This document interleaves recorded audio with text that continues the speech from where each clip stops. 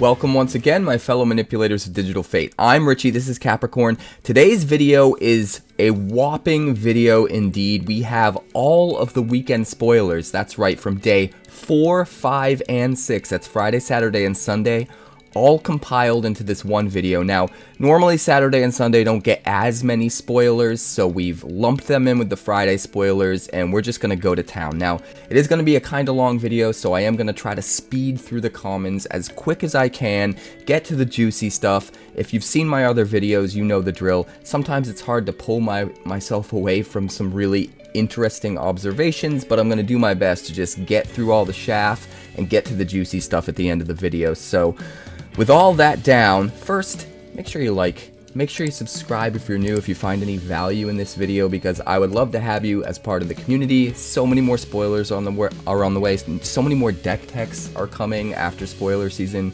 lots of stuff planned, but even more important, press the like button, because that gets the video out to so many more people, and that helps me more than I could possibly explain with words, and it would really mean a lot if you can help me get this out to people, because I work really hard on them. So anyways, with all of that down, let's get to the spoilers. First up, we have Mystical Tether. 1 white and 2 for an enchantment. You can cast it as though it had flash if you pay 2 more to cast it. And when it enters the battlefield, you exile target artifact or creature an opponent controls until Mystical Tether leaves the battlefield. So, some nice juicy 3 mana enchantment exile removal that we're used to, but with a little bit of spice here in that we can play it as a flash card, you know, at instant speed if we pay a little more, and sometimes that's important because we can mess with combat, do combat tricks and that kind of thing, or hold it up and take out our opponent's stuff when they play it right away, so that we can untap and use all of our mana. So pretty cool card, I think. I think it's going to be one of the higher sought after commons, at least in this set for limited.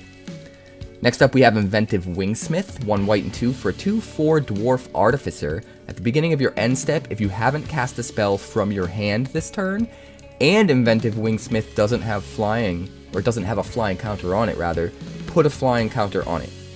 So, anytime you plot or play something from plot with this guy in play, you know, and that's all you do in your turn, you're going to be able to put the flying counter on him, turn him into a 2/4 flyer for just 3 mana.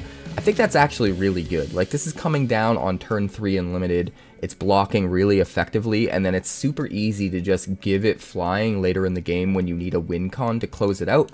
So I actually think this is pretty good as a common. Next up, we have Wanted Griffin, 1 white and 3 for a 3/2 Griffin with flying.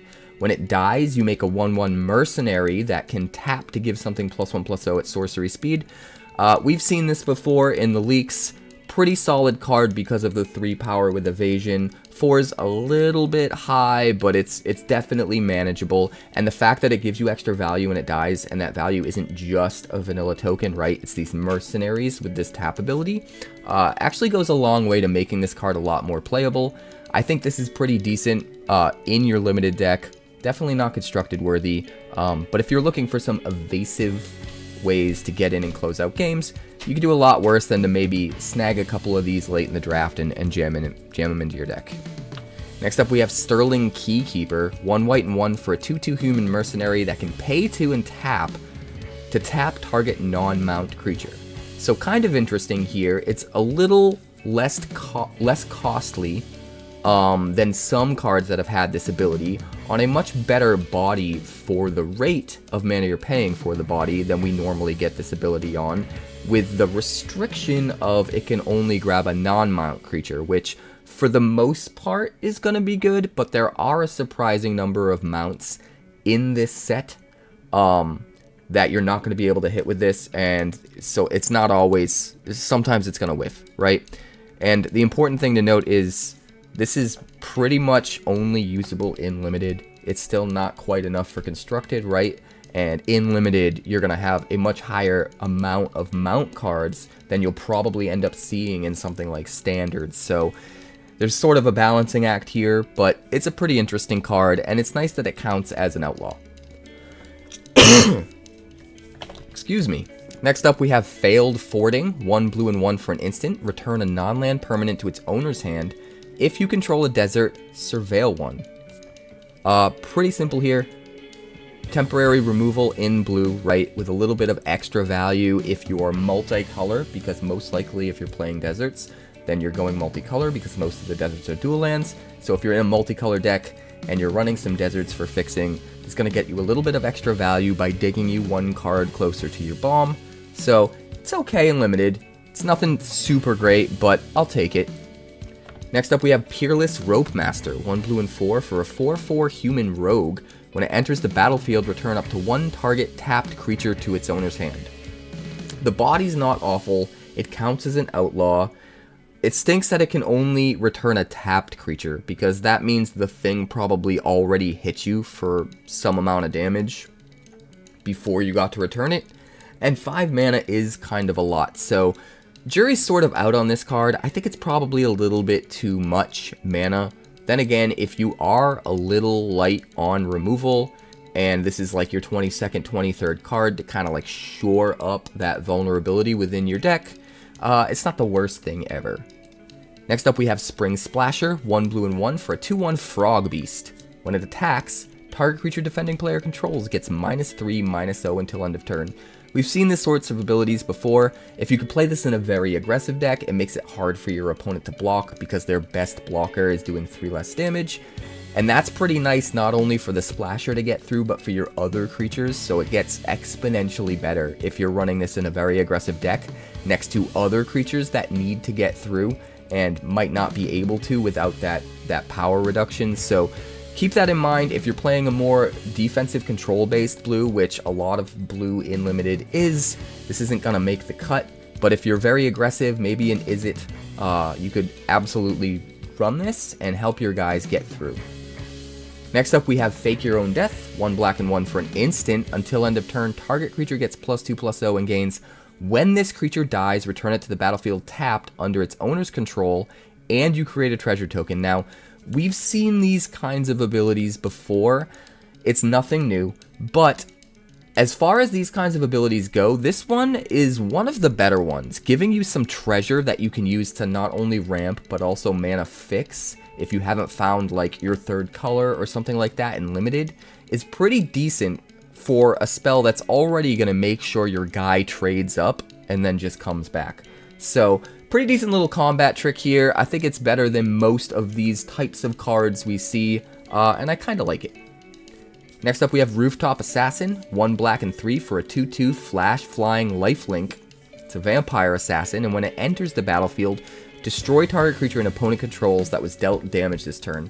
Another card that's just too expensive for constructed, but in limited this guy is going to be way better than you expect. Lifelink matters so much in limited, and flying matters so much in limited, so the fact that this guy has both already makes him considerable. But if he can flash in and, you know, shoot him in under the radar under removal, or maybe blow out your opponent in combat or whatever, activate the other ability that kills something, maybe you chump block with a 1/1 mercenary, flash this in, kill their biggest threat, and now you have a 2/2 flying lifelink that can attack next turn without being blocked because of flying, drain some life. Like that 4 life swing that you get from doing 2 and gaining 2 is so crucial in winning the race in limited. So I think this is one of those guys that's people are gonna write off at first, that's gonna seem just kind of passable, and then the more people play the limited format, the more they're gonna realize how much work this guy can do,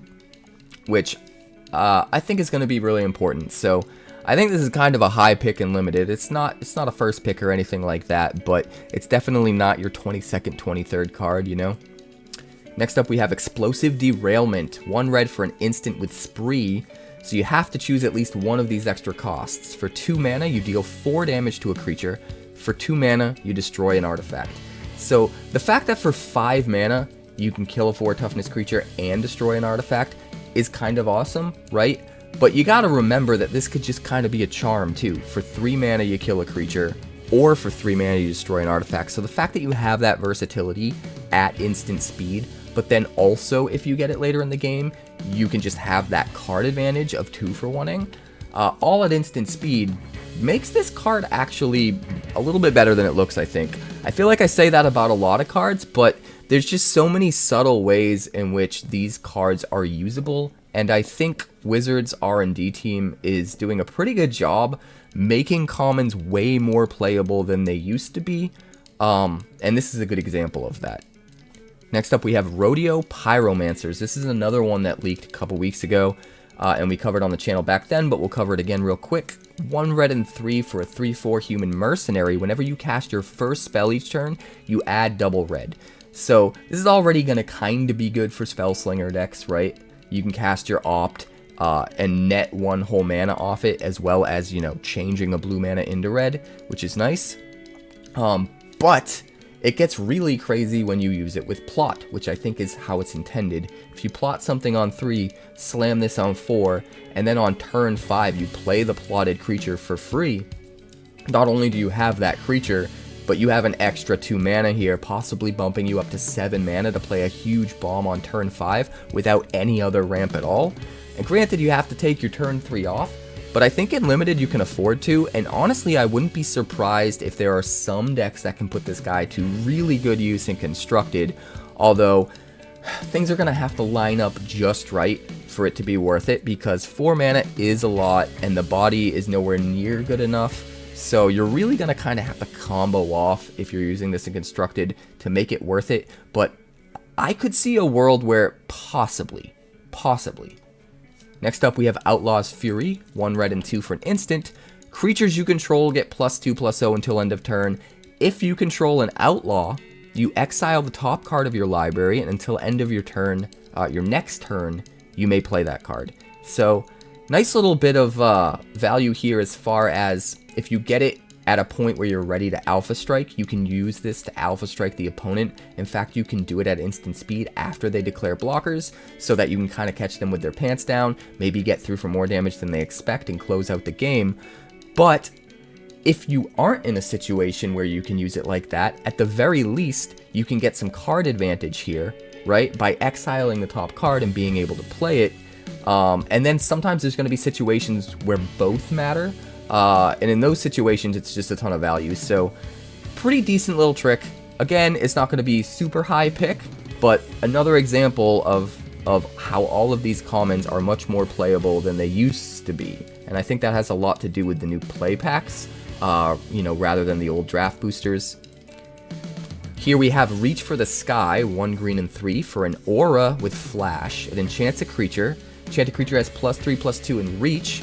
And whenever Reach for the Sky is put into a graveyard from the battlefield, you draw a card. So we see this a lot on auras now. When they die, you draw a card. Wizards is really trying to find ways of making auras more valuable to mitigate the problems that come with, like, you put an aura on your guy, and then if they use removal on your guy, they kind of 2-for-1'd you. They got rid of 1 card being the guy and 1 card being the aura. So they're trying to find ways of, like, mitigating that card advantage loss. And this is one of the ways that they've been doing it with a lot of auras lately, where when the aura dies, you know, you get to draw a card to replace it. It helps get rid of that inherent disadvantage, which is kind of nice. But this one in particular, having flash, means not only is it a forever buff that will replace itself if the thing dies, but also it's used as a combat trick at instant speed to probably blow out your opponent, kill something they didn't expect to die, and maybe even have your guys survive. So this can actually be a ton of value if it's used just right. I think it's one of the better combat tricks we've seen. That being said, 4 mana is a lot. I don't know if it quite makes the cut. I guess it depends how fast your deck is. But it's a ton of value, and it's absolutely worth it as far as the value you get for the mana. So we'll see. We'll see how it goes. Next up is Voracious Varmint, 1 green and 1 for a 2/2 Varmint with Vigilance. You can pay 1 and sack it to destroy any artifact or enchantment. This is awesome. Since when did bears become so good? Like, not only is this a 2/2 with a keyword for just 2 mana, which used to just be the norm, right? But you also just have this built-in ability to just pay 1 and sack it and destroy any artifact or enchantment. It's a way of including artifact and enchantment hate in your main deck in Limited, without having to worry about wasting a card slot on something if you don't have an artifact or enchantment to kill. So as your main deckable hate for artifacts and enchantment, This guy is one of the better options we've gotten in quite a while, and I kind of love it. Here we have Oasis Gardener, 3 mana for a 2/2 artifact Scarecrow. When Oasis Gardener enters the battlefield, you gain 2 life, and then you can tap it to add 1 mana of any color. So, little bit of value against aggro here, padding out your life. It's a 2/2, so it can block those mercenaries unless they're pumping each other up. And it can tap to not only ramp you, but fix your colors as well. This is going to be one of those important cards where when you get towards the end of the draft and you realize you don't have enough fixing for your 3 colors and you might have to cut a color, this thing can come in clutch as maybe being just enough cards to get you there where you can keep that bomb in that 3rd color and not have to cut it, because you can include one of these guys and not feel that bad about it because it's a body as well, right? So not a first pick, not a high pick, but when you're desperate, it'll have your back for sure in a pinch. Now we're on to the uncommons. This is Prairie Dog. 1 white and 1 for a 2/2 life-linking squirrel. Fun fact, we saw half of this card leaked, and I predicted what the card would be based on the plot mechanic with chat live streaming on Twitch. And everybody else had different ideas. They didn't necessarily agree with my ideas, and I ended up being exactly right. It's exactly what I thought it was going to be, and that's hilarious. The only thing I wasn't sure about is the exact mana cost here for the ability. So at the beginning of your end step, if you haven't cast a spell from your hand this turn, you put a +1/+1 counter on Prairie Dog. So that's going to trigger anytime you're just, plotting things into exile, or playing things from plot. If your entire deck is just spending all your mana to plot things and then casting for free all the things you plotted last turn, and you're just doing that every turn, this is going to trigger every single turn, which is awesome. But being able to pay 5 mana, and until end of turn, if you would put 1 or more counters on a creature you control, put that many +1, is also kind of good. It's a nice mana sink and extra ability where if it is a little bit later in the draft and you are running out of gas a little bit and you have some extra mana, now if you don't have anything to plot, you don't have anything to play from plot or whatever, you're still triggering this ability because you didn't cast a spell because you're out of gas, and you're getting a little bit of extra value by going, okay, I have nothing else to use my mana on, so I'm just going to dump it into this other ability and get an extra counter, and maybe even get some counters on some other stuff in my deck as well. So that's a pretty cool card. I think I love it. I think I might love it. I'm not 100%, but I think I might love it. Alright, so next up, we have Betrayal of the Vault. Sorry, Betrayal at the Vault. Betrayal at the Vault, not of the Vault. We're at it. It's 2 green and 4 for an instant. Target creature you control deals damage equal to its power to each of 2 other target creatures. Wow. 6 mana is a lot. But killing 2 things at instant speed is kinda bananas. Like, your opponent swings in with 3 creatures because you only have 1 big blocker and the other 2 are gonna get through and kill you? No. Not only do you block the one that you can block and kill and survive, then you Betrayal at the Vault, kill the other 2, right? So, you blow them out, you trick them into swinging in at you anyway, so you get to kill the 3rd guy. Like, so many cool things you can do with this at instant. 6 is a lot. 6 is a lot. But in Limited, I don't think it's too much, honestly. I don't think you're playing more than 1 of these in your deck. And it's got to be in the right deck, right, where you're running some big threats. But I actually think this is pretty good. It's a ton of value for sure. Next up, we have Deep Muck Desperado. 1 blue and 2 for a 2/4 Homarid Mercenary. Whenever you commit a crime, each opponent mills 3 cards. This ability triggers only once each turn. So, I think the idea here is if you can just build a deck where on your turn, you're targeting their stuff, and then saying go, and then on their turn, you're using the other half of your mana to target their stuff. That's 6 cards milled every turn cycle, and if you're in Limited, that's a lot. That's what, 6, 12, 24, 30, it's like what, 7 turns and you win? If they're not drawing any extra cards or whatever, like, that's kind of wild, and it's not that hard to commit crimes, right? Any removal that you're gonna want to be running anyway, you can commit crimes with. If you manage to draft like 2 or 3 of these into a deck that has a ton of removal, watch out. That's probably going to be a limited archetype. It's going to be really annoying, so keep an eye on it. Here we have Map the Frontier, 1 green and 3 for a sorcery. Search your library for up to 2 basic land cards and or desert cards, put them onto the battlefield tapped, and then shuffle. So what makes this card good and worth 4 mana is the fact that it can find deserts. And deserts can give you a lot of versatility as far as colors. You can find 2 dual lands, but there's also some really interesting deserts in this set that do extra things. So maybe you're finding 1 dual land and something that's giving you some value. But at the end of the day, even just being able to find basics if you have to in order to fix your colors, having that as your floor while having this extra value via deserts be the ceiling might make this guy really good. It depends how good the deserts are, but you can guarantee that if there is a bomby desert in this set and you pick it high enough in the draft and then one of these comes by, definitely slam it. I don't know if there is one, but if there is, this goes up in value. Next up, we have an Omenport Vigilante, 1 white and 1 for 2/2 human mercenary. It has double strike as long as you've committed a crime this turn. That's really easy to do. You just, on turn 3, kill their dude, give this double strike, swing in for 4. Right? On turn 4, kill a dude, give this double strike, swing in. You can do some pretty gnarly stuff with this. It's a simple card, but I mean, it's everything you want it to be. It's an outlaw, it's human, which is a super relevant creature type. I actually really like this card. I don't think it's quite there for constructed, but it's one of those cards that's close enough that under the right circumstances, it could be. I mean, getting to swing in with a double striker that you could potentially buff up to high hell, like, there are decks that do that. There are decks that do that in constructed, in standard specifically right now. They're not necessarily at the top of the tier, but they do have some pretty good results, so who knows? I'm going to lean towards not, but it's possible. Next up, we have Gila Courser, a 4/2 lizard mount for 1 red and 2. You saddle it for 1, and whenever it attacks while saddled, exile the top card of your library. Until the end of your next turn, you may play that card. So this can just keep exiling things every turn for you to play. It's like unending card advantage, and you only need to tap literally any creature that doesn't have 0 power.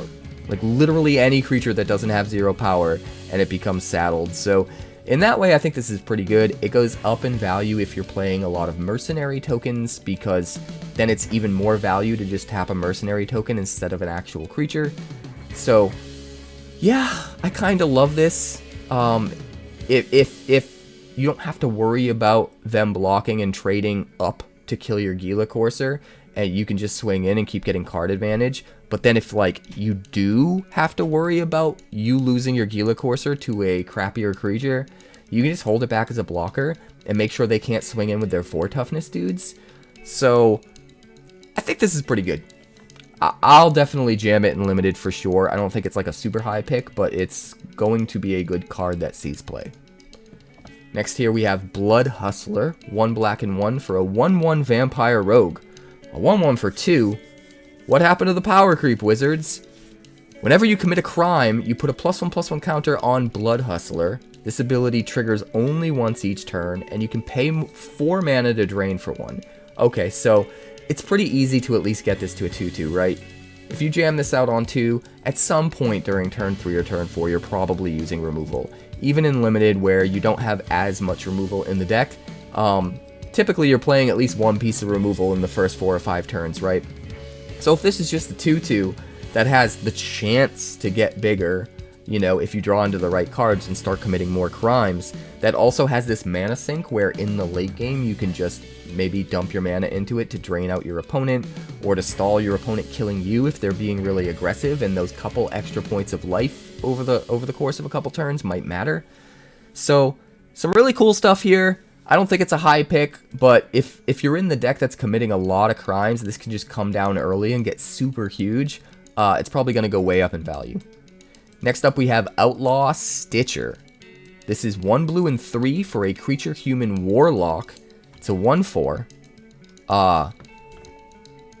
When Outlaw Stitcher enters the battlefield, you create a 2/2 blue and black zombie rogue creature token, and then put 2 +1/+1 counters on that token for each spell you've cast this turn other than the first.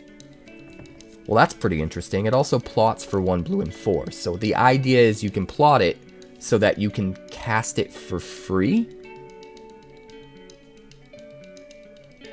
after you cast all your stuff, right? You cast all your stuff, then you cast this, get a 2/2, get 2 counters on it for every other spell you've cast. So if you only cast 1 spell and then play this for free, you're getting a 2/2 that becomes a 4/4, right? But if you're able to cast 2 spells with your mana and then play this for free because you plotted it, now that zombie's a 6/6, which is pretty good for your 5 mana, getting a 6/6 and a 1/4. But if you're somehow able to get to a position where maybe you're spell slinging, you're playing really low to the ground cards, and you can cast 3 things in a turn, as well as this from exile with plot, now you're talking about an 8/8, which is just absurd. And not only that, but you could actually be playing even more plot creatures. And granted, that is going to be a heck of a tempo loss if you're playing multiple plotted creatures to exile and then playing them all on the turn that you're going to play Outlaw Stitcher. But if you can do it, you're going to get an absolutely huge zombie in addition to your 1/4. And the zombie's a rogue, so it counts as an outlaw and gets all the buffs from Outlaw Tribal along with this guy because he's a warlock. So this could be really good in like a plot outlaw sort of hybridized sort of limited brew. So if that kind of deck exists, I think this card wants to be in there big time. We'll see. Next up we have Cactus Folk Sure Shot. 1 green, 1 red, and 2 for a 4/4 plant mercenary with reach. It has ward 2, and at the beginning of combat on your turn, other creatures you control with power 4 or greater gain trample and haste until end of turn. This guy is an absolute menace. Not only is he a plant, so he can work with Insidious Roots, he's a mercenary, so he works with all the Outlaw Tribal stuff, and he's just a great body. A 4/4 reach ward 2 for 4 is good on its own, but he's giving everything haste and trample, at least everything that's at least power 4 or greater, right? And if you're in Mercenary Tribal and you got a couple mercenaries down, like you could slam a guy that's a 2 power or a 3 power and just tap your mercenaries to buff it up so that it can get the haste and the trample and swing right away. So there's a lot of cool stuff you can do with this guy. I think he's actually going to be a really, really high pick, especially in the Outlaw Tribal decks that focus on mercenaries, because the ability to just turn on haste and trample for everything you play with those guys, incidentally, like you're still getting the same exact value you otherwise would with the +1 power, it's just you're also able to, because you're choosing where to put it, make sure you're turning on your haste and trample for everything you play. That's bananas. I think this guy's a very high pick. Grab him while you can because he's not going to be there when it tables. Here we have Gold Rush, 1 green and 1 for an instant. Create a treasure token until end of turn. Up to 1 target creature gets +2/+2 for each treasure you control. So even just without having extra treasures, this is instant speed, 2 mana, ramp and fixing for the next turn, and +2/+2, which isn't bad. You get your trick, and you get a return on your investment, and it's instant speed, so you can do it whenever you need to, whenever it best suits you. So that alone is pretty good, but obviously if you can go super hard into treasures, this is going to get kind of ridiculous, because the buff is just going to get even crazier. I don't know for sure if that kind of archetype will exist in Limited, but I feel like if this card exists, then it must. So keep an eye on that, because this will go up in value for sure in a deck like that. Here we have Bounding Felidar, 1 white and 5. That's a lot for a 4/7 cat beast mount. Whenever Bounding Felidar attacks while saddled, you put a +1/+1 counter on each other creature you control, and you gain 1 life for each of those creatures. And then you saddle it for just 2. So this guy's super expensive, but he also does a lot, right? Like saddling just for 2 isn't a lot for how much value it gives. Like gaining a ton of life so that all you have to do is just swing in and not care about the crackback, just be hyper aggressive with this guy on the field, is pretty good in and of itself. It's got a huge butt, so it's probably not going to die in combat. And every time you're swinging, you're buffing all of your dudes, your whole team. That's just going to get out of control really quick. So I do think a card like this can be pretty good top end for a deck that's going super wide that can get the most value out of it.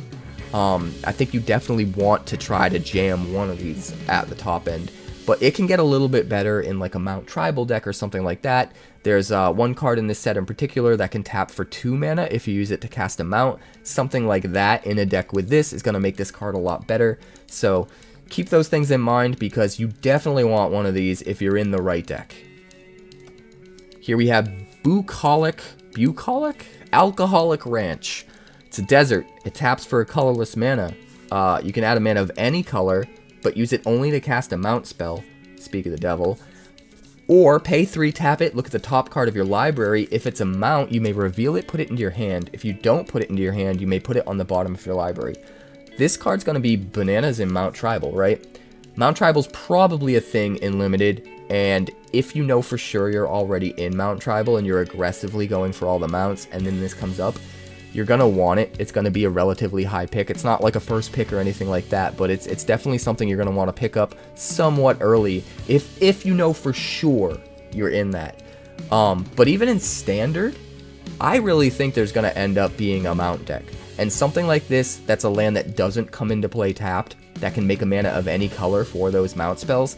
It almost reminds me of Cavern of Souls, in a way, with a different kind of payoff than Cavern of Souls. So the idea of maybe making a Mount deck in Standard with Cavern of Souls, I've got a few ideas specifically for Mounts that would be really, really good in a Mount deck, because the idea being the things that you most want to mount can be mounted by the other things. And sometimes there are certain things that are going to give you a lot of value by swinging in that you'll want to mount, that in other situations you're not going to be able to swing in with, because you're going to be running them into their creatures and just dying. And in those situations, you can hold back those creatures that you're worried about dying in combat to use to mount your other creatures. So it seems a little weird thematically having Mounts being mounted by other Mounts, but I absolutely think that's a thing, and we'll talk about that more when we get to the rares, because there's a couple cards that are specifically making me think of that, and I really think that's going to be a real deck. We're going to try and brew it, and I think it's going to be pretty bananas, to be honest. Next up, we have Ferocification. 1 red and 2 for an enchantment. At the beginning of combat on your turn, you get to choose one. Target creature you control gets +2/+0 until end of turn, or target creature you control gains menace and haste until end of turn. This is pretty cool for only 3 mana, right? It triggers on the beginning of combat, which means if you play it on 3 and you don't have mana left over for another creature, at the very least you can give your 2-drop +2 attack the same turn, so it's not a do-nothing spell, and get some value. But then on your next turn, on turn 4, now you have the option. Like, you're probably playing some nasty 4-drop and you're able to give it menace and haste, let it swing in right away, which can be really, really gnarly. But then if you don't have anything to play, you always have the option of just buffing up power again for whatever you want. So having the versatility here, but also having it trigger at the beginning of combat so that you can get some value right away, I think it's crucial to this seeing play. And because of that, I do think this card will see play. I don't think it's going to be like really crazy, because I still think you probably want to play creatures more than you want to play this on 3. But I guess it really depends on what you're playing, right? Because menace and haste could be really, really strong every turn if it's on the right creatures. So hard to say for sure, but it's going to be a good card no matter what. The question is just how good. Here we have Raucous Entertainer. Raucous? Raucous Entertainer. Let me know in the comments. 2/2 for 1 green and 1. It's a plant bard. You can pay 1 and tap them to put a +1/+1 counter on each creature you control that entered the battlefield this turn. Not bad. It's going to be a little slow. I think it's particularly good with Mercenary Tribal, if you have ways of generating those mercenary tokens every turn, and then you can give them all +1/+1 counters. It's way better on cards like that because, you know, you're doubling the power and toughness. You're getting even more gain than if you put the counters on like a 3/3, you know? So This could see play in Limited and something like that. The one place this could possibly see play in Constructed is maybe Insidious Roots. And the card quality of cards that can be included in that deck with Insidious Roots is so high that I'm not 100% sure this makes the cut. But it is possible. It synergizes really well. It's a plant, so it's going to get all of the counters that Insidious Roots makes, but then it's also going to be able to put an extra counter on all of your plants that entered, probably for free. And if anyone's seen that deck go off, check my deck tech if you're interested. It's a little far down. It's called what did I call mine? Insidious? I think just Insidious. Check that deck tech out if you're interested. Actually, I'll link it. I'll link it down below. That's my take on it. I think it's one of the better takes on that deck.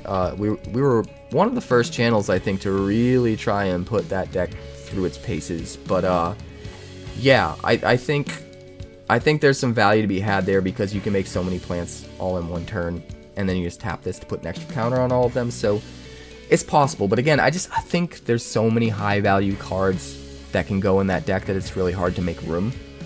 So like, in maybe a 2-year rotation standard, if we didn't switch that up, this would have been good enough to make the cut. But because we have an embarrassment of options and riches for that deck, for every deck, I don't know this actually makes the cut.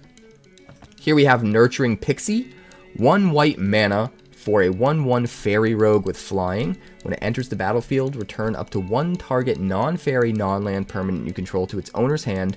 If a permanent was returned this way, put a +1/+1 counter on Nurturing Pixie. This is just good in general.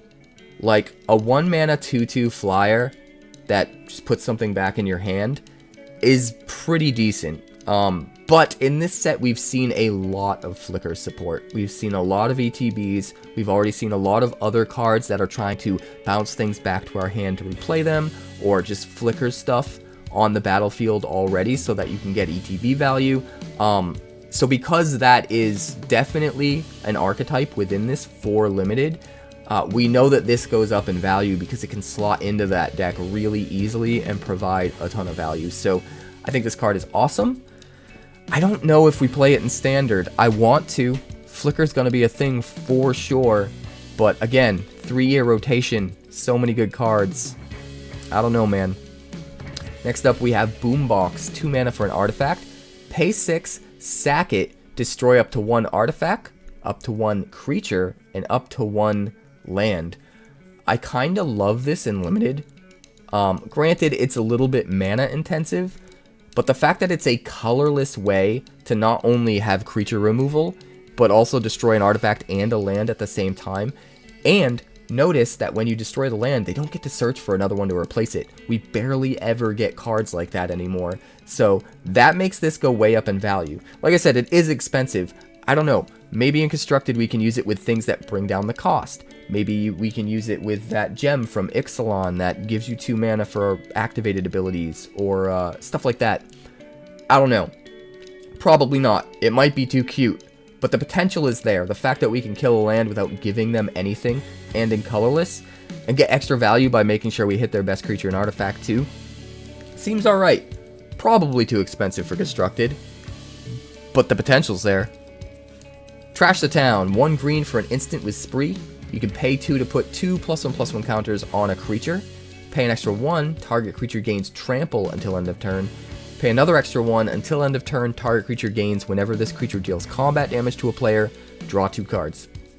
This is important because it's instant speed, so you don't have to play it until after you know your creature's going to get in for combat, right? So you can play this just for 2 mana and draw 2 cards. That's already pretty good in green because green doesn't usually have access to card draw that's quite that efficient. But the fact that this can be trample if you need it, it can be counters if you need it, it can be all of the above if you have enough mana, and you can enable trample if that's the thing that's going to make sure you deal combat damage so that you can draw the 2 cards. And that would just cost you a total of 3 mana if you're not putting the counters on too. So there's a lot of versatility here and different combinations that are very effective. But like I said, green doesn't get card advantage like this very often as far as sheer card draw. So don't let this one slip through the cracks. I think this is going to be a relatively high pick for green, especially if you're in a deck that's not using traditional card draw colors. It gives you access to the ability to do that and not run out of gas. Here we have Hollow Marauder, 1 black and 6 for a 4/2 Spectre Rogue. Costs 1 less to cast for each creature card in your graveyard. It has flying, and when Hollow Marauder enters the battlefield, any number of target opponents each discard a card, and for each of those opponents who didn't discard a card with mana value 4 or greater, you draw a card. This is a lot. Obviously, if you have 6 creatures in your graveyard, a 1 mana 4/2 flyer that makes them discard a card and you maybe draw a card is crazy. It's absolutely crazy. That being said, you have to play it in the right deck where you're dumping a ton of creatures into the yard really quick. Those decks do exist, and Insidious Roots can maybe use this guy, but they also tend to exile their graveyard just as quick as they fill it up. So it really depends on how the play patterns develop within that deck to a very specific degree how useful this is. If you can consistently get this out for 1 mana and then afterwards do all your plant shenanigans, this might be a real contender to be in that deck. But in Limited, I mean, this is a slam dunk, right? Because a 4 power flyer is pretty decent by itself. It gives you card advantage, potentially 3 for 1 card advantage, and it's almost always at least going to get a couple pieces, a couple points of mana reduction from just cards that incidentally die throughout the course of the game before you play this. So even if you're just playing this for like 4 or 5 mana total, that's a decent deal in Limited, because it's potentially a 3 for 1, right? And it's at the very least a 2 for 1, and it's an evasive win condition. So high pick in Limited, not quite a first pick, but you're definitely going to want it if you're in the colors, I think, especially if you're super wide with creature cards.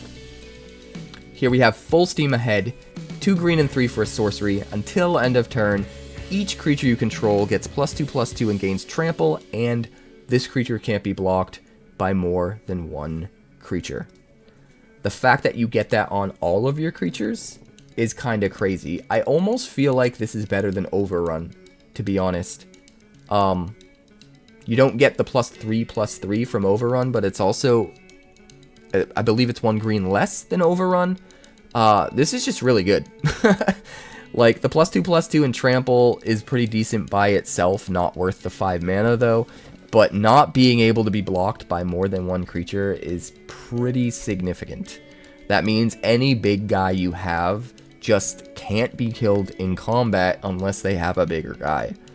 Or unless they trade their guy that's just as big. Whereas before, maybe they keep their huge guy and block your smaller guy because it survives, and then they just trade 2 of their guys they don't care about for your big dude. So they can't really block anywhere near as effectively as they thought they could. Added into the fact that it's also trampling, so it makes it even harder to make those blocking decisions. I think this is a pretty decent end game card to just alpha strike and win. That being said, you're never going to have more than 1. It's too expensive to see play in Constructed, and you probably don't want to pick it up as a high pick because not wanting more than 1, it's probably going to table. Can't say that for sure, but we'll see. Here we have Shepherd of the Clouds. 1 white and 4 for a 4/3 Pegasus with flying and vigilance. I already kind of love it. When he enters the battlefield, you return a permanent card with mana value 3 or less from your graveyard to your hand. Return that card to the battlefield instead if you control a mount.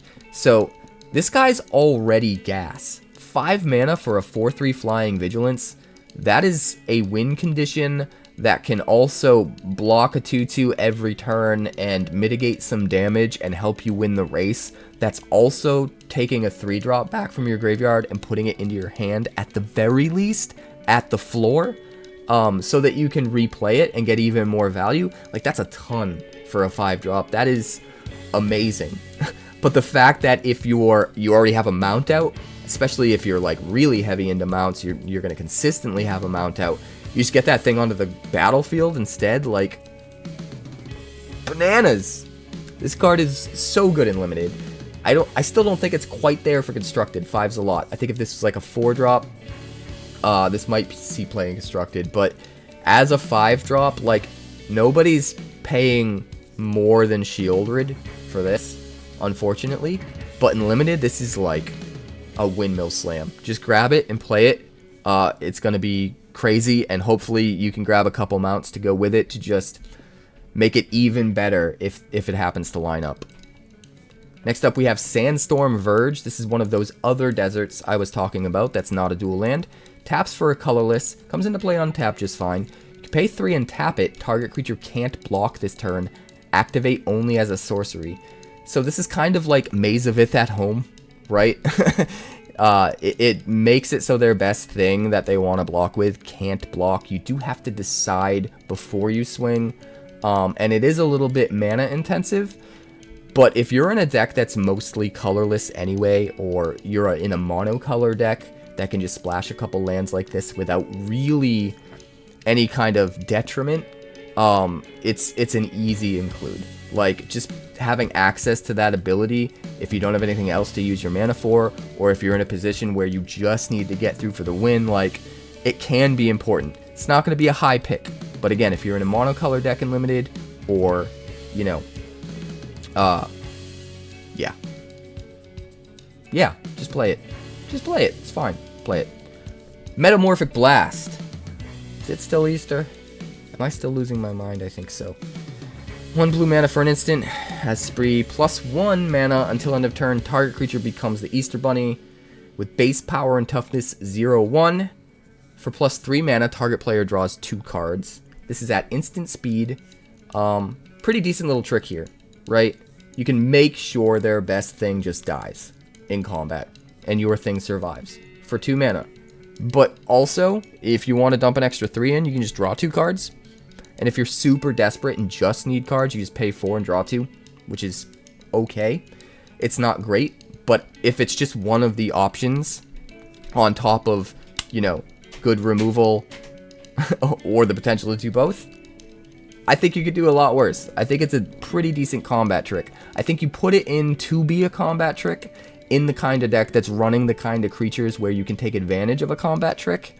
And then if you can draw the cards, it's extra gravy. But I think if you're specifically drafting it for the extra cards, it's probably not as high a pick. You might still want one, but it's probably not as high a pick.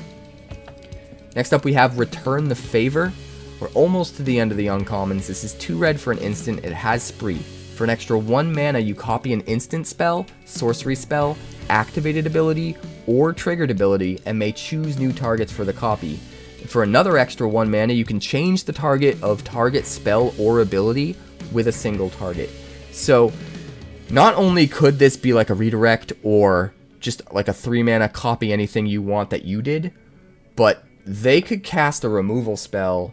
You could spend all 4 mana and make their removal spell kill their creature, and then also copy it and kill another creature. That's crazy. Talk about counterspell. This is like a dictionary definition to a perfect counter to a spell. Just literally send it right back at them and get extra value to boot if you have an extra mana to dump into it. That just seems awesome, right? If there's anything really nasty with really nasty abilities that target, you can get even more value out of it. I think this is one of those cards that's going to fly under the radar a little bit because people are going to look at it and their first thought is going to be, you know, copy instants and sorceries, and they might not want to run it in a deck that's not providing instants or sorceries to copy, but it can do so much more because of the activated and triggered abilities, and even more because you can use it on your opponent's stuff. You can make your opponent use their stuff on 2 of their things. Crazy. I think you slam this all day and consider it like a red removal spell as long as you're able to hold up mana. Like, it can be complete gas. And the last card before we get to the rares here, this is Gem Lightfoot, Sky Explorer, a 3/3 legendary human scout with flying and vigilance for 1 blue, 1 white, and 2. And at the beginning of your end step, if you haven't cast a spell from your hand this turn, you draw a card. So this is like a pretty decent draw engine for the plot and or flash deck. And if you can be in both, which I think Azorius can be in both pretty effectively, if you can cross-pollinate your plot stuff and your flash spells into the same deck, like, most of your stuff doesn't have to be cast from your hand on your turn. You're either plotting it on your turn, or casting it from exile on your turn because it was plotted, or just holding it up with flash and playing it on their turn. And all of those things are just going to allow you to just draw an extra card every single turn. Which that on top of a 3/3 flying vigilance for just 4 mana is really, really good. So this is a very high pick in limited. It's just in the right decks, it's going to be super gas. It's not going to be as good if you're not utilizing those things, but even just a 3/3 flying vigilance for 4 that like, oh no, I'm out of gas, my opponent's not, what do I do? And then it'll start drawing you cards because you weren't able to cast anything. Even that is kind of a nice catch-all. So I think this is a really high pick. Definitely run it. And we're done with the uncommons. So we're going to get to the rares. But first, coffee. Coffee break. Coffee break. Coffee. Nectar of the gods. Look, guys. Coffee breaks are important to get through a video this massive. I can't just talk for 2 hours straight. Now, where was I? Ah, Wily Duke.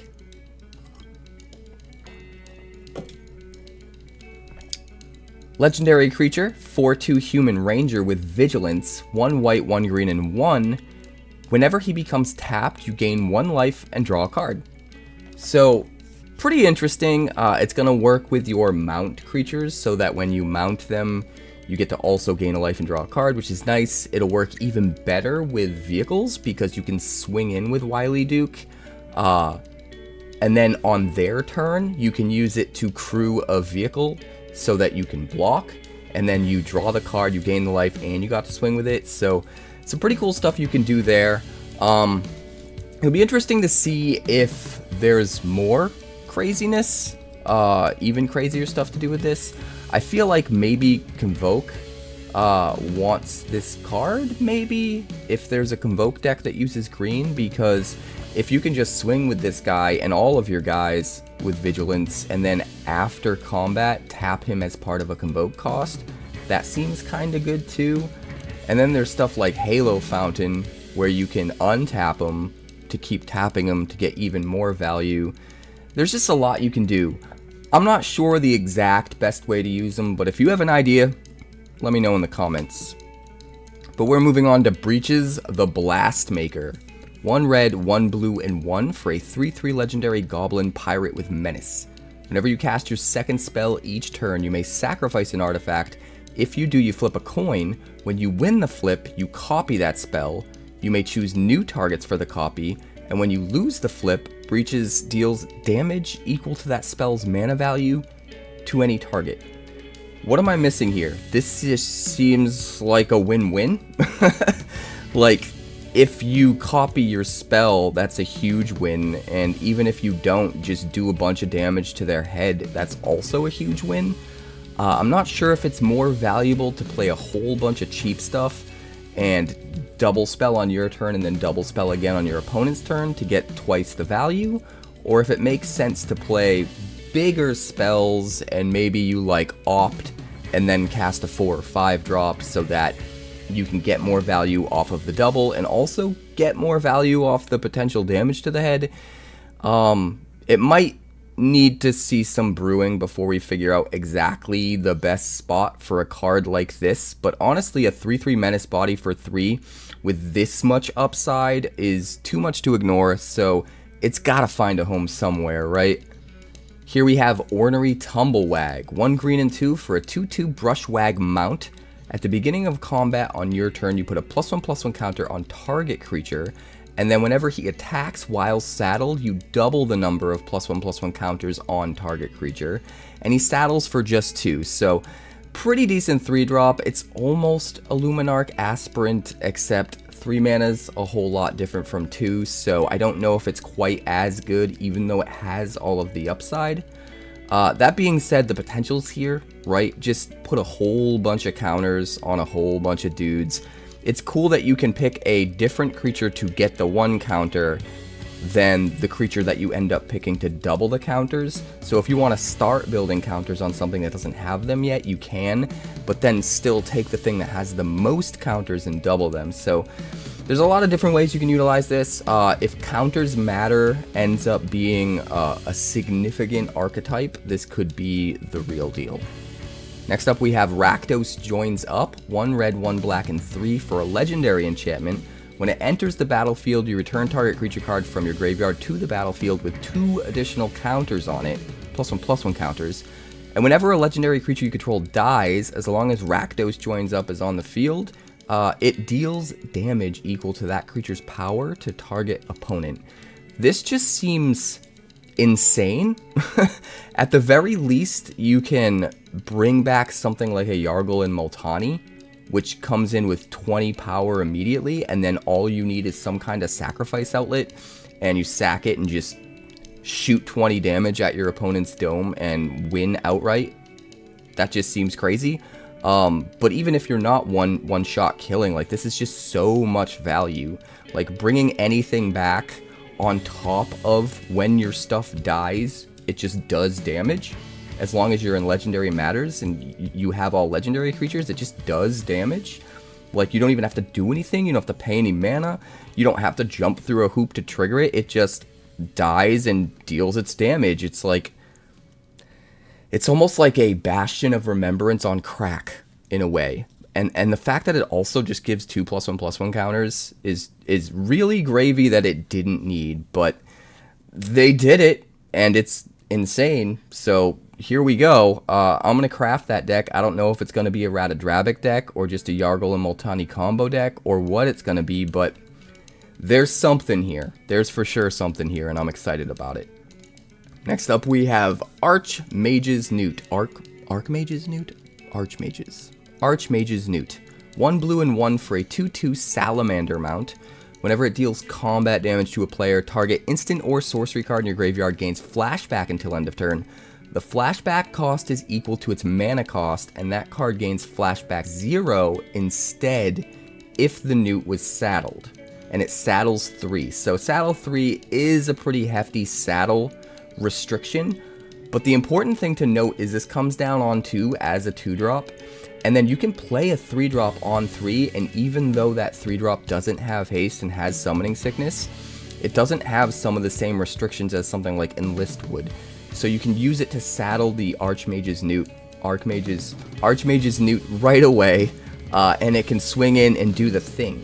So there's a lot of potential here to just start jamming huge spells out of your graveyard for free, I guess. And even if you don't, but just being able to replay them and just pay the mana cost is still pretty decent.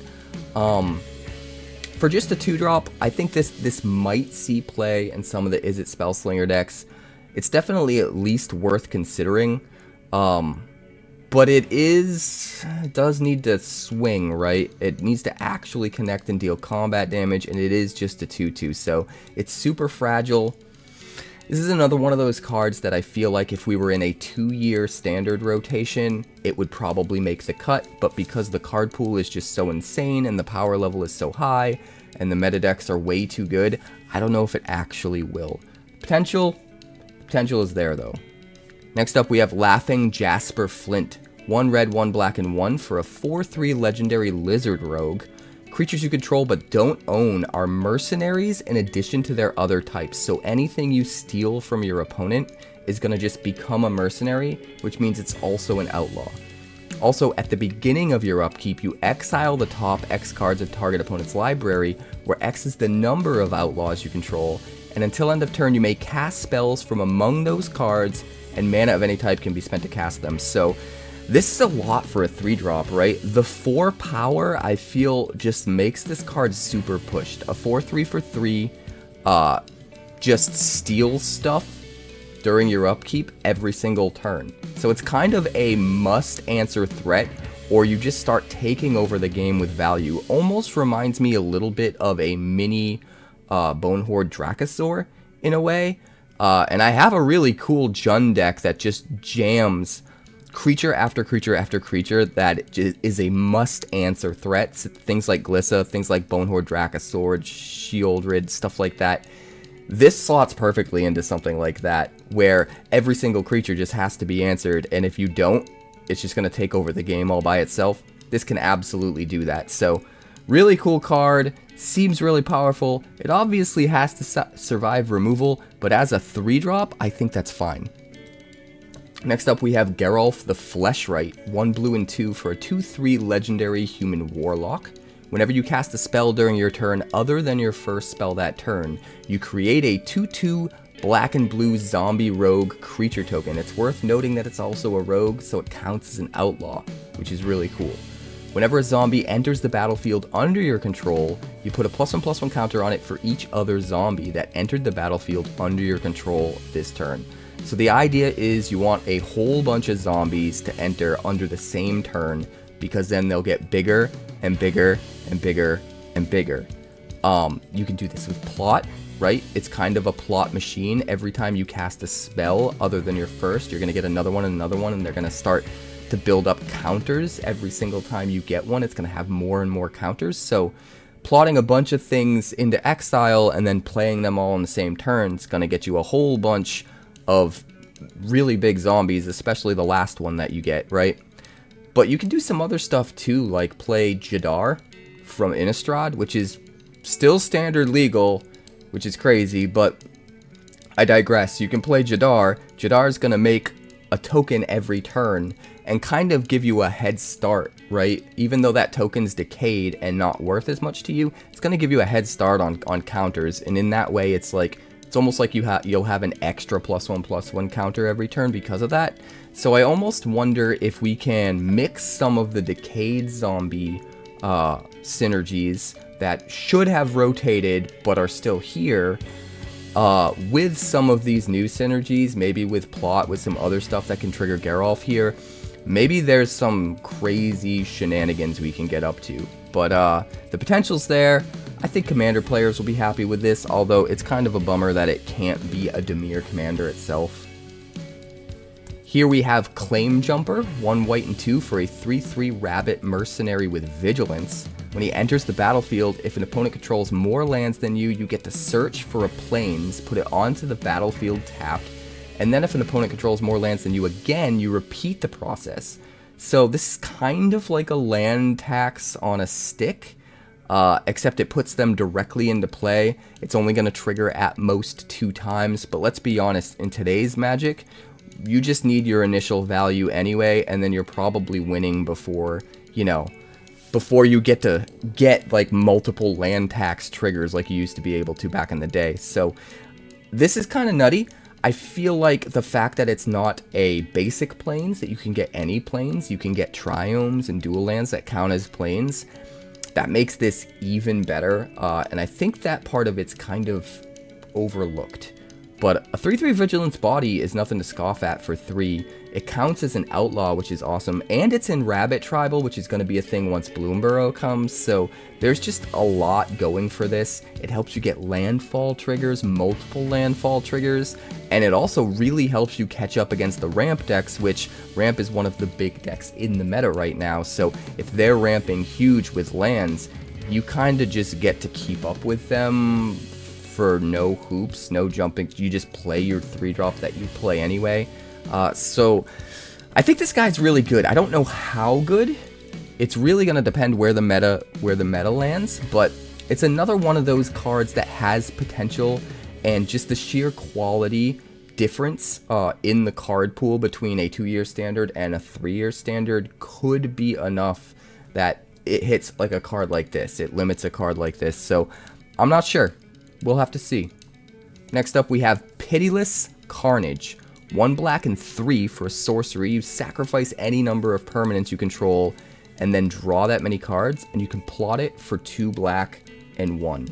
This kind of reminds me of Plum the Forbidden, if you guys remember that card from Strixhaven. Except this can sacrifice any number of permanents, right? You draw a card for every single one sacrificed, and you could potentially play it for free. If you could just plot this on an earlier turn, get it into exile, it can just sit there forever. And then eventually you have a board full of creatures or tokens, blood tokens, map tokens, whatever. It doesn't even matter. It's any number of permanents, right? And like if you're worried they're going to Sunfall next turn, you just play it. draw a bunch of cards and try to put some more board presence on the board so that they still have to Sunfall, but like you have a ton of card advantage now to like recover from it. You can do stuff like that. If there are things that want you to sacrifice creatures, this is going to get even better, and I have a feeling there are some cards like that in this. We've seen Rakdos, and Rakdos is very big into sacrifice tribal, the new Rakdos cards, so we'll see. We'll see where this goes. Here we have Stoic Sphinx, 2 blue and 2 for a 5/3 flash flying Sphinx. Say that 5 times fast. It has hexproof as long as you haven't cast a spell this turn. This is a really interesting one. This could be a win condition for control. It's really good. It's really cool that you can play this in a sorcery speed deck where you just play all your spells on your turn, say go, and it always has hexproof on your opponent's turn because you're not holding up any instants to play. Or maybe you are holding up a counter spell, but like if they spend the mana for the spell and then you counter it, now they don't have the mana to cast removal on the Sphinx. So you get this really interesting back and forth of like, you dare them to tap out, and if they do, you can safely not worry about losing the hexproof and maybe play something at instant speed, maybe counter a spell or whatever. It's also nice that you can drop this on their turn in response to like them tapping out or whatever. It just seems like I'm not 100% sure the best play lines to use this guy with, but he does a lot and he survives and he comes at an instant speed. He just kind of seems like the finisher Blue has always wanted. That being said, the power level of Standard right now is bananas, so I don't know. I don't know. But he's fun. Here we have Caustic Bronco, 1 black and 1 for a 2/2 Snake Horse Mount. And this is one of the cards that is kind of making me a believer in Mount Tribal, even in Constructed. It's definitely going to be a limited archetype, but I think it's possible even in Constructed. Whenever Caustic Bronco attacks, reveal the top card of your library, put it into your hand, and you lose life equal to its mana value. But if you saddled Caustic Bronco before swinging, instead your opponent loses that much life. So not only do you save yourself from losing the life, but your opponent loses it as well. That is a huge swing, and it saddles for 3. So what I like about this is get it down early, and if the coast is clear and you can swing in with it, you saddle it, you swing in with it, you get insane value, right? But if they have a blocker and you don't want to lose your Bronco, you can just use this to saddle other things. If you're playing it in like a Mount Tribal deck, and I kind of love that about the mounts. If you're just playing a ton of mounts, you can kind of pick and choose which mount's going to saddle which other mount in order to get the triggers you need and swing with the safest creatures to swing with each turn. So I love that it can utilize saddle depending on the board state, or if it can't, you can just use it to saddle something else. I need to make Mount Tribal. I really think it's a real thing. There's another card coming up in this video that really pushes it over the edge for me, and we'll get to that in just a minute. But one thing I want to note about this guy is even if they can block and kill this, sometimes it's going to be worth it to still swing and saddle it, just because it gets the trigger right away as soon as you attack. You don't have to deal combat damage or anything, so no matter what, you'll get the trigger, you'll get the card, you'll make them lose a bunch of life, and then maybe sometimes that's still worth swinging into a blocker that's going to kill it. So the versatility here is just great. And here we have One Last Job, 1 white and 2 for a sorcery with Spree. This might be the best reanimation spell, traditional reanimation spell meant for like a reanimator style deck that we've got in a long time, and it's surprising that it's white. For an extra 2 mana, you return target creature card from your graveyard to the battlefield, which means for a total of 5 mana, you just get a normal reanimation spell, which is on rate. Almost all of them cost 5 mana, right? But for an extra +1, you can also just return a mount or vehicle from your graveyard to the battlefield. And this again makes me kind of a believer in Mount Tribal. If almost everything you're playing is, you know, a bunch of mounts, you could potentially cast this for 6 and just get back 2 huge things. Which is kind of wild. Or you could play mostly mounts and have some really big nasty creatures too and get back one of each. You could do some really weird stuff there. But the last ability, +1 mana, return an aura or equipment card from your graveyard to the battlefield attached to a creature you control. That's just gravy, man. Like, sometimes there might be a situation where you can do a thing, and that's awesome. There's extra value on top of your potential double reanimator that's also aggressively costed to just be a single reanimator if you just have to slam it on 5. So all the versatility in the world, all the card advantage in the world if you have the mana. This card just kind of does everything for me. Here we have 𝐴 the Punisher, 2 black and 1 for a 3/3 legendary human warlock. Whenever you commit a crime, you exile up to 1 target black card from your graveyard and copy it. You may cast the copy. If you do, you lose 2 life.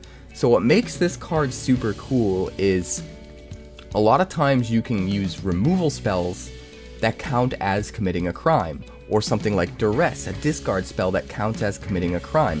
Since the removal spell is targeting something that they control, it's going to count as committing a crime, and then let you recast another removal spell from your graveyard, and when you play that one from your graveyard, that one's also going to count as committing a crime.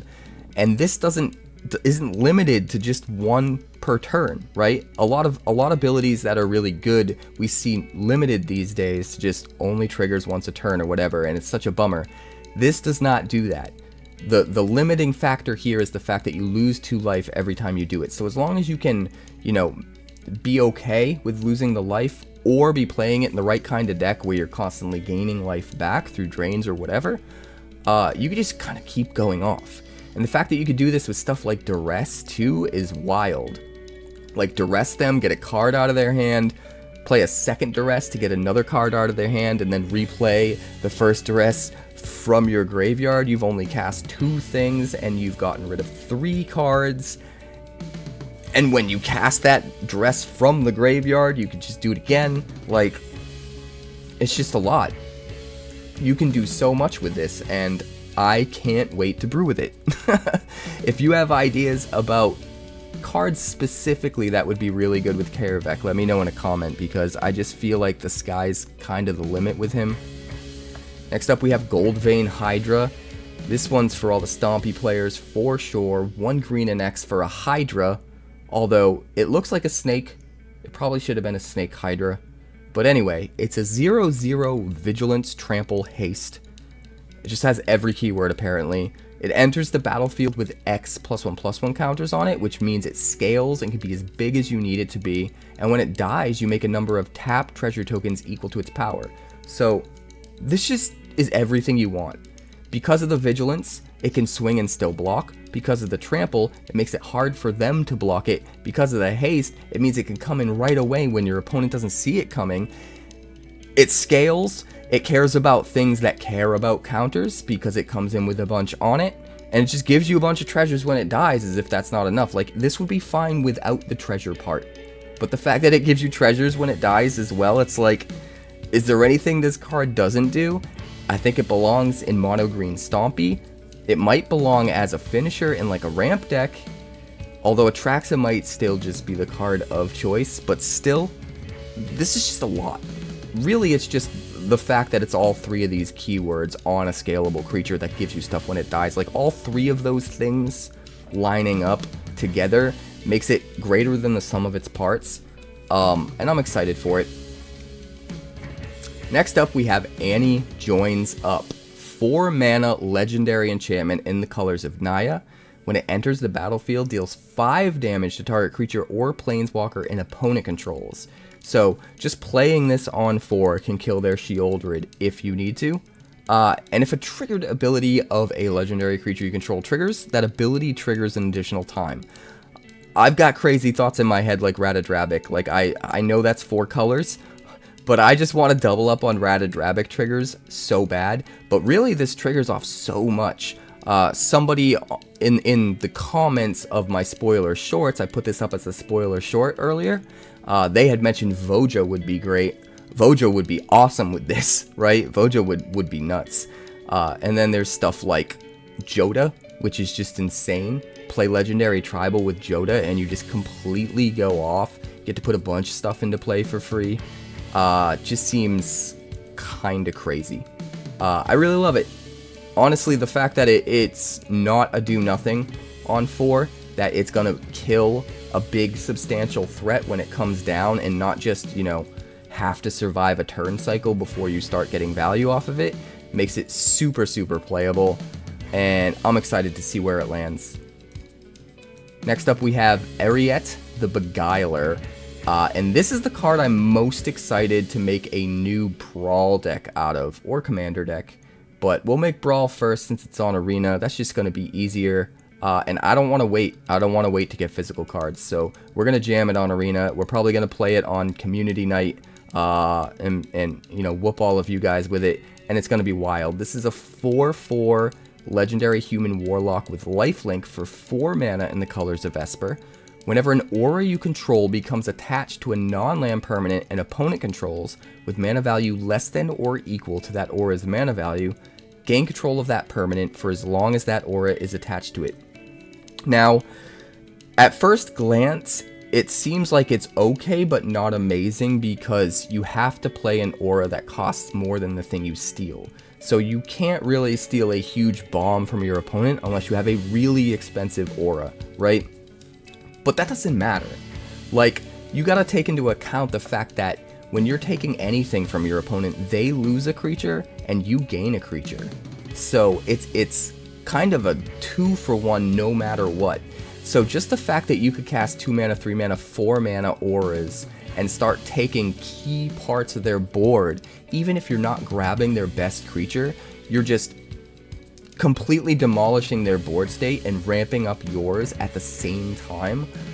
It's just so much card advantage that I think it's way better than most people are going to realize at first. And the fact that it's an aura on any non-land permanent that can steal it, so you're not limited to creatures. You can find ways to put auras on, you know, your big artifact bombs like Portal to Phyrexia or enchantments. There's just, the potential here is crazy. And the one way I'm really looking forward to using it is with spirits from Innistrad that have Disturb, because the idea is you can still play those out on curve, put down board presence every turn, but then after they're dead, a lot of those guys can come back as actually somewhat kind of expensive auras that could probably steal hefty targets. So I like the idea that you're not a slow deck. You can play a whole bunch of spirits quickly on curve and put a lot of pressure on the opponent, but then they double as not only auras that can steal stuff, but typically bigger auras without wasting their slots in the deck just on a big aura that might sit in your hand unable to be used until you get to later in the game. So I kind of love that. It seems really elegant and efficient to me, and I really want to try to brew it. I think it'll be really cool. Next up we have Rush of Dread, which is kind of insane. 2 black and 1 for a sorcery. It does have Spree, so for +1 mana, target opponent sacrifices half the creatures they control rounded up. For +2, target opponent discards half the cards in their hand rounded up. And for another +2, target opponent loses half their life rounded up. Now, when I first spoiled this as a short on the channel, and I jokingly said that if you sacrifice, if you make them sacrifice half rounded up of 2, it would round up to having to sacrifice both. That was supposed to be a joke, but I guess there were some people that thought I was being serious, and I got a bunch of comments that were like, you know that half of 2 is rounded up is still just 1, right? And it's funny. It's funny that people don't see my dry humor sometimes, but it is what it is. This card's busted. It's just busted. It's Rankle's Prank on crack. But what's really cool about this is if you play something like Bloodletter of Āķļazots that makes your opponent lose however much life they already lost, and then you play something like this that makes them lose half their life, they essentially just die in one turn, right? They lose half their life to Rush of Dread, and then the other half goes away to the Bloodletter at the end of turn. So that's a pretty insane combo, and there's gotta be a deck in Standard that can utilize that. There's gotta be. There's gotta be. On to one of my favorite spoilers of the day. This is Calamity Galloping Inferno, and this is the reason I'm really believing in Mount Tribal. 4/6 legendary horse mount for 2 red and 4 with haste. It's expensive, but give me a minute. Whenever Calamity Galloping Inferno attacks while saddled, you choose a non-legendary creature that's saddled at this turn, create a tapped and attacking token that's a copy of it, sacrifice that token at the beginning of the next end step, repeat this process once, and it saddles for 1. So what's awesome about repeat this process once is you're not making 2 copies all at once. The full ability resolves making a copy, and then the other ability goes on the stack and resolves, right? So what you can do with this that's kind of crazy is you can play Roaming Throne on 4 or 5 or whatever the turn before you play Calamity, and then you can slam Calamity, saddle it with the Roaming Throne, and attack, and the first trigger is going to resolve and get doubled from the Roaming Throne. So it's going to give you 2 copies of Roaming Throne that are attacking. And then the repeat this process once trigger is going to resolve while those 2 new Roaming Thrones are on the track, are on the battlefield. And so you're going to get 3 more copies of that one. So you end up getting 1, 2, 3, 4, 5, 6 attacking Roaming Thrones, and the Calamity attacking itself. And then if you have literally any other triggered ability from a mount, assuming you named, mount with the Roaming Throne and not horse, then it just gets insane. Like, you probably win on the attack anyway, but I mean, you have 7 Roaming Thrones in play, so like anything you do that's a triggered ability of a mount is just gonna completely go off into oblivion. I don't even know exactly what we're doing yet, but every single saddle is a triggered ability, right? So it just seems perfect. We're gonna mount the world. We're gonna build that deck. It's gonna be bananas. It's one of the first ones I'm gonna work on. Mount Tribal's gonna be real, and no one's gonna see it coming. And I'm so excited about it. This card's bananas. There's even a green mount that makes 2 mana if you use it to cast a mount. So you can ramp into this super easy, like turn 4, right? You could play that guy on 2, and then play the Roaming Throne on 3, and then Calamity on turn 4, and just win the game. We're doing it. We're doing the damn thing. But I digress. We gotta move on. 𝑂𝑏𝑒𝑘, Splitter of Seconds. 4 mana in the colors of Grixis for a 2/5 legendary Ogre Warlock with Menace, so it is a bit tricky to block her. Whenever 𝑂𝑏𝑒𝑘 Splitter of Seconds deals combat damage to a player, you get that many additional upkeep steps after this phase. One person I was talking to in the comments misunderstood this and thought you got as many additional upkeeps as how many times you dealt damage to the opponent, but no, that's not how this works. It would not be worded this way if that was the case. It would just say whenever it deals combat damage to a player, you get an additional upkeep steps, because the more times you do it, that's how it would work. That's how it'd be worded. This is how much damage you deal is how many additional upkeep steps you get after this phase. And this is bananas. Like, the most obvious thing you're going to try to do here is get a ton of triggers off something that would normally only give you 1 trigger. If you play something like Virtue of Persistence, now you get to get a bunch of creatures out of your opponent's graveyard or out of yours, right?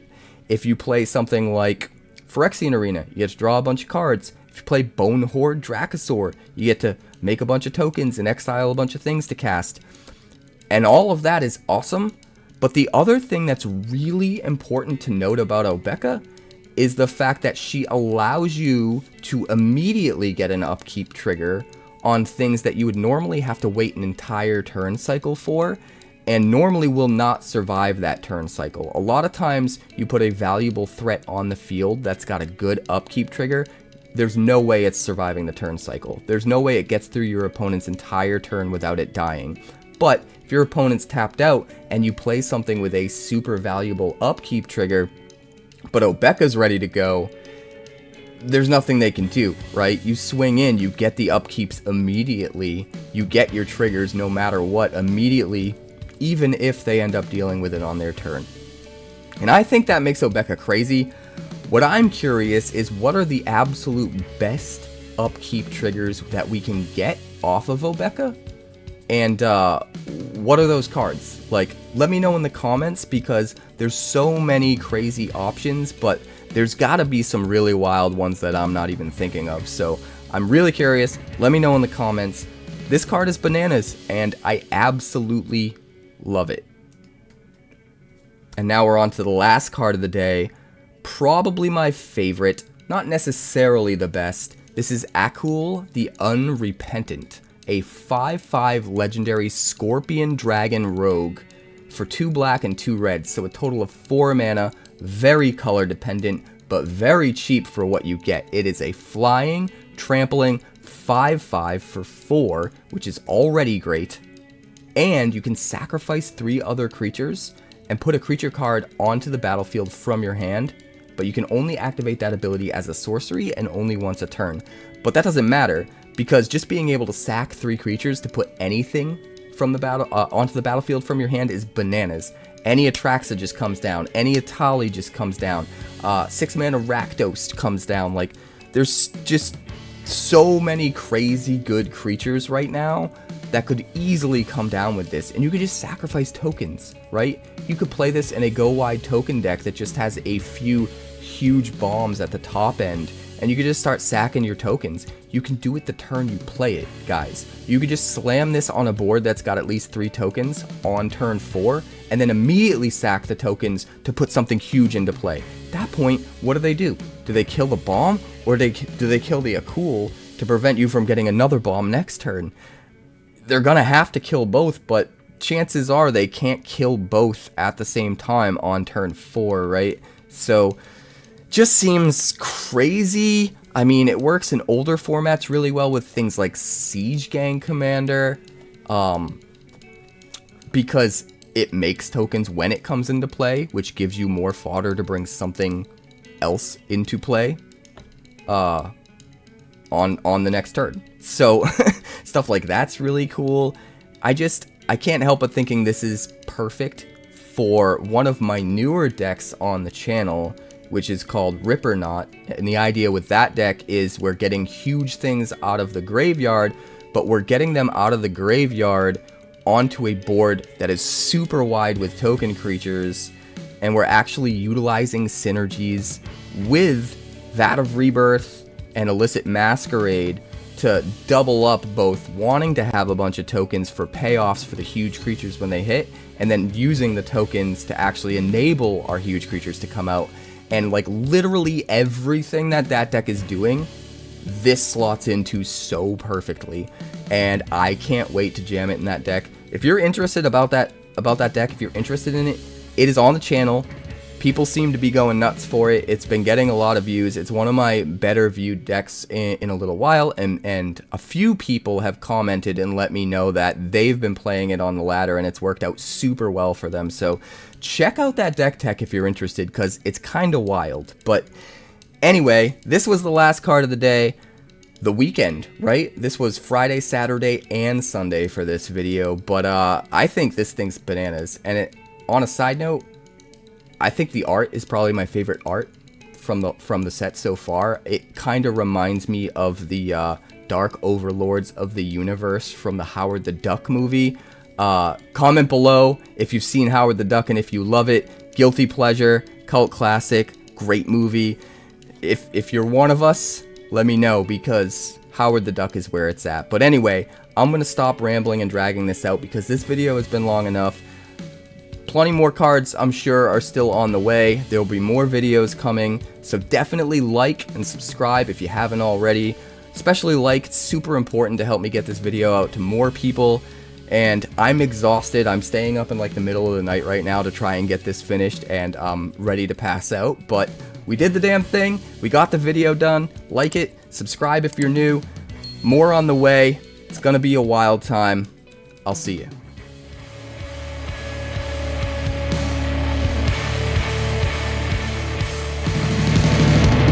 Thanks so much for checking out my channel. I'd like to give a huge shout out to all of my patrons over at Patreon. Without you guys, this channel would not be possible, so honestly, thank you from the bottom of my heart for all of your contributions. If you haven't yet, like and subscribe. The more likes we get and the quicker we get them, the bigger this channel will grow and the faster it will grow. I'd love nothing more than this channel to become something very special for you guys, but it's entirely up to you how fast that happens. Also, if you'd like more deck techs, that's somewhere over there. And if you'd like to see what else the channel's been up to lately, that's somewhere up that way. Also, subscribe, circle below, do all the things.